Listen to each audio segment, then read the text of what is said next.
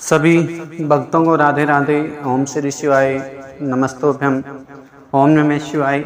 आप सभी भक्तों को सबसे पहले तो सावन की हार्दिक शुभकामनाएं, जो कि कल अर्थात 10 जुलाई से जो है सावन की शुरुआत हो चुकी है।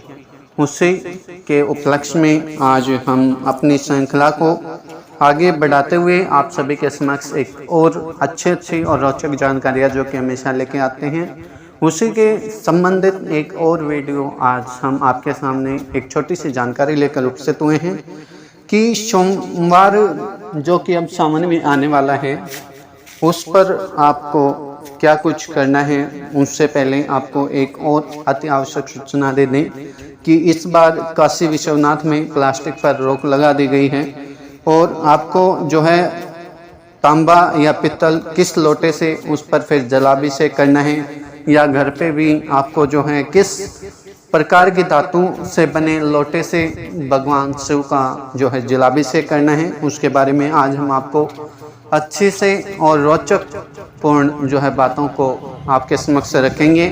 उम्मीद है कि आपके लिए काफ़ी लाभप्रद रहने वाली है। आपको बता दें कि शिवजी पर जलाभिषेक करने के जो कुछ नियम होते हैं, उनको भी आज हम आपके समक्ष रखेंगे।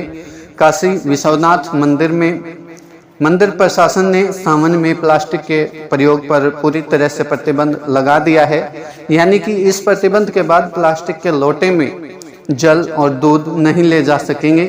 आपको बता दें कि हमारी धार्मिक पुस्तकों में भी इस प्रकार से विस्तार से बताया गया है कि भगवान शिव के जलाभिषेक में किस धातु के लोटे का प्रयोग करना आपके लिए सर्वश्रेष्ठ रहने वाला है। पूजा पाठ में प्लास्टिक का प्रयोग करना उचित नहीं है, अर्थात हमारे शास्त्रों में भी प्लास्टिक की धातु से बने हुए बर्तनों के लिए मना कर दिया गया है, लेकिन फिर भी हम अपनी सुविधा के लिए कर लेते हैं, जो कि शास्त्रों अनुसार, अगर हम शास्त्रों की माने तो उसके अनुसार गलत है। प्लास्टिक को अगर हम पूजा पाठ में शामिल करते हैं तो उससे न केवल अकल्याण होता है बल्कि विनाशकारी कार्य भी शुरू हो जाते हैं, जिसके लिए आप स्वयं जो है जिम्मेवार होते हैं। अब बात करें कि प्लास्टिक को शुद्ध नहीं माना जाता, ऐसे में हम आपको बता रहे हैं कि भगवान शिव के जलाभिषेक में आप कौन सी धातु के लोटे का प्रयोग करना आपके लिए सबसे अच्छा रहने वाला है। इससे पहले एक बार एक नज़र और डाल लें, क्योंकि वाराणसी का जो मंदिर है वो काफ़ी जो है शास्त्रार्थ है और काफ़ी जो है लोकप्रिय रहा है। उसी के संबंध में बता दें कि वाराणसी के काशी विश्वनाथ मंदिर में अब प्लास्टिक का इस्तेमाल नहीं होगा। श्री काशी विश्वनाथ मंदिर न्यास परिषद ने यह फैसला किया है कि सावन के महीने में मंदिर के अंदर प्लास्टिक के किसी भी पात्र में दूध या जल नहीं ले जा सकेंगे। सावन के बाद भी मंदिर के अंदर प्लास्टिक के ले जाने पर रोक लगाई गई है। मंदिर को प्लास्टिक से मुक्त करने के लिए यह कदम उठाया गया है। मंदिर में प्रशासन का कहना है कि सावन के बाद भी भक्त जो है प्लास्टिक के पात्र में दूध और जल मंदिर के अंदर नहीं ले जा सकेंगे। ऐसे में आज हम आपको बताने जा रहे हैं कि भगवान शिव का अभिषेक करने में किस धातु के लोटे का आप जो है प्रयोग कर सकते हैं। तो जाने कि पित्तल और तांबे आदि की धातु से आप जो है किस लोटे से भगवान शिव का जलाभिषेक करेंगे, उसका क्या कुछ महत्व है और इससे आपको क्या कुछ लाभ प्राप्त होगा। उससे पहले आप सभी भक्तों से एक बार पुनः निवेदन है कि अब तक आपने अगर इस एस्ट्रो हिमांशु शर्मा परिवार को सदस्यता नहीं ली है, इसमें शामिल नहीं हुए हैं, इसको अपनी सहमति नहीं दी है, तो कृपया करके जो वीडियो चल रही है इसके नीचे जाएं और एस्ट्रो हिमांशु शर्मा के परिवार में शामिल होने के लिए इसकी सदस्यता, इसको सब्सक्राइब अवश्य कर लें, ताकि साथ ही साथ इसमें जो है बेल आइकन को भी प्रेस कर लें, अर्थात घंटी के निशान को भी दबा दें, ताकि अगली वीडियो जब भी और उचित जो आपकी जानकारी रहने वाली है वो आप तक समय रहते जल्दी से जल्दी पहुंच पाए और आप जो है अच्छे अवसर का जो है अच्छी जानकारी के साथ में लाभ उठा पाएं। तो अब बात करते हैं कि सावन 2025 के अंदर तांबे के लोटे से भगवान शिव का जो है आपको जलाभिषेक करना है, उससे क्या कुछ लाभ होता है उसके बारे में भी बता दें। इसका महत्व क्या कुछ रहने वाला है। तो तांबा जो है अग्नि तत्व होता है और मंगल ग्रह का प्रतिनिधित्व करता है, अर्थात यहाँ पे आपको बता दें कि किसी का मंगलिक का उपाय होता है या किसी को मंगल परेशान कर रहा होता है तो इसके लिए जो है तांबा जो है अग्नि तत्व होता है, अर्थात किसी को ज़्यादा गुस्सा आ रहा है तो उसके लिए भी यह उपाय काम सिद्ध करने वाला हो सकता है कि तांबा जो है अग्नि का तत्व होता है और मंगल ग्रह का भी प्रतिनिधि माना गया है। इसलिए शिवलिंग पर तांबे के लोटे से जलाभिषेक करने से पितरी दोष, त्वचा रोग, रक्त संबंधी विकारों से राहत मिलेगी और यह शरीर की अशुद्धियों को भी बाहर निकालता है।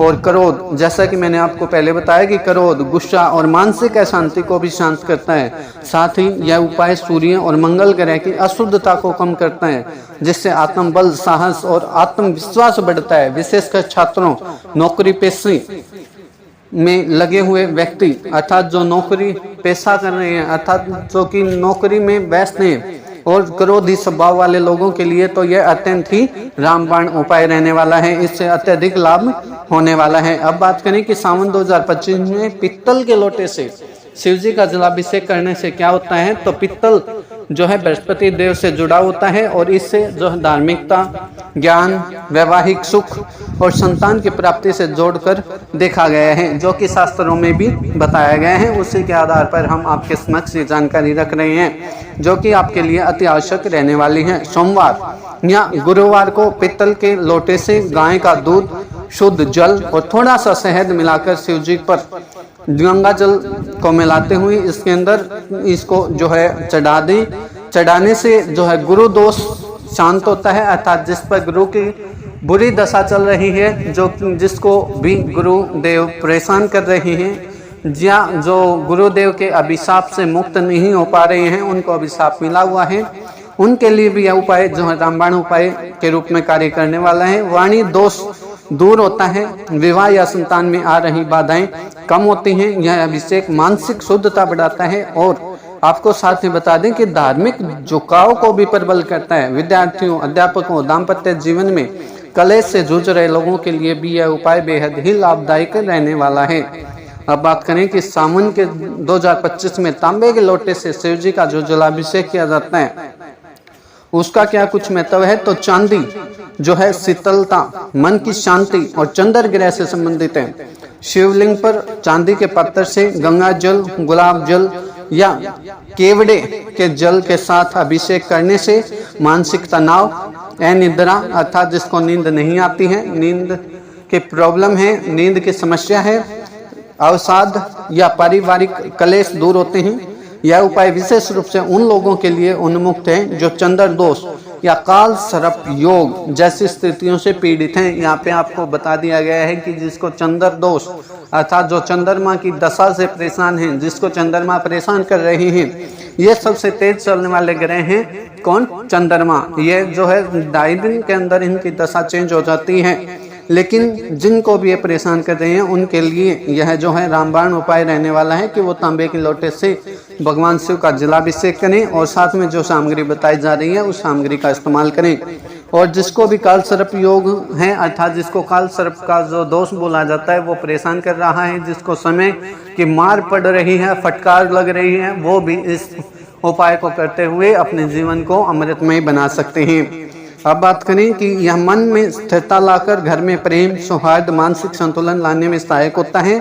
वैवाहिक जोड़ों और भावनात्मक अस्थिरता वाले लोगों को यह विधि अवश्य ही अपनाई जानी चाहिए। अब बात करें सावन में 2025 में सोने के लोटे से भगवान शिव का जलाभिषेक करने का क्या कुछ महत्व होता है, तो स्वर्ण सूर्य और राजसिक अर्थात राजा के समान ऊर्जा का प्रतीक होता है, राजसिक ऊर्जा देता है।